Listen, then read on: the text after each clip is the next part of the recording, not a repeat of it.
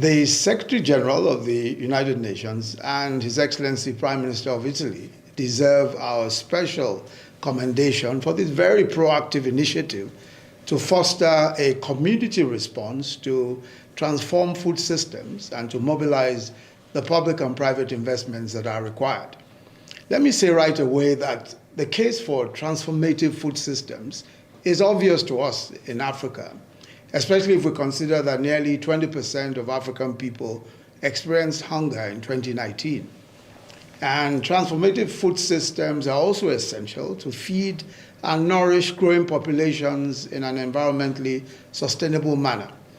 When, as in our country, for example, and several others, population growth exceeds growth in national income, food supply would not meet the needs of people, especially when the distribution systems are also inequitable.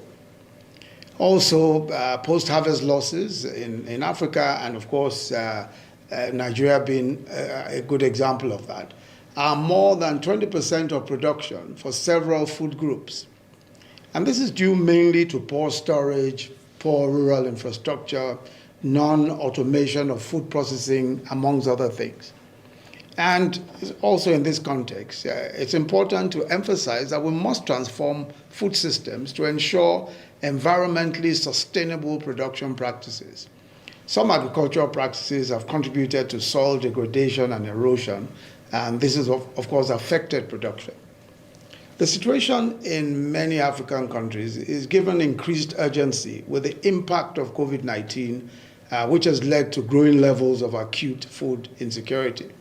This is of great concern to all of us, especially if we recall that even prior to the pandemic, the prevalence of severe food insecurity was as high as 22%. So it's in this context that the Nigerian government committed to addressing the drivers of food insecurity, such as food inflation, changing consumption patterns, and climate change, amongst other things. At the same time, and as an outcome of about 40 different food systems dialogues in which up to 5,000 people participated, Nigeria is prioritizing investments in specific innovations and technologies to scale up and transform food systems. These actions complement existing development plans and sectoral strategies, such as our Economic Recovery and Growth Plan, the National Policy on Food and Nutrition, and also our National Policy on Food Safety.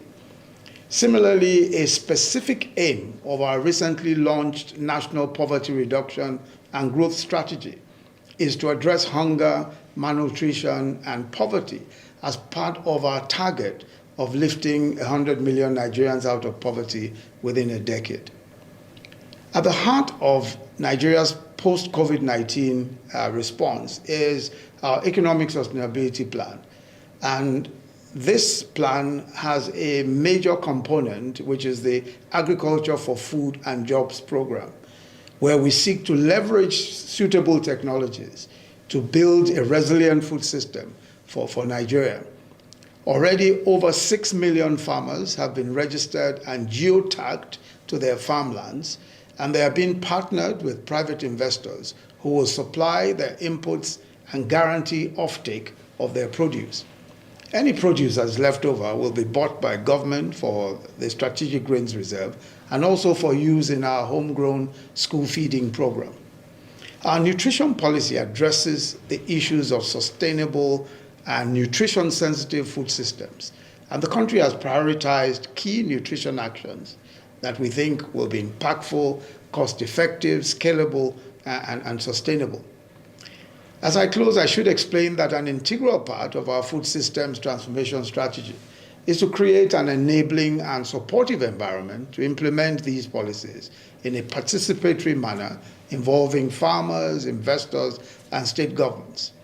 We accordingly expect to see significant improvements in crop yields, in affordable and healthy diets, and reductions in poverty and inequality soon.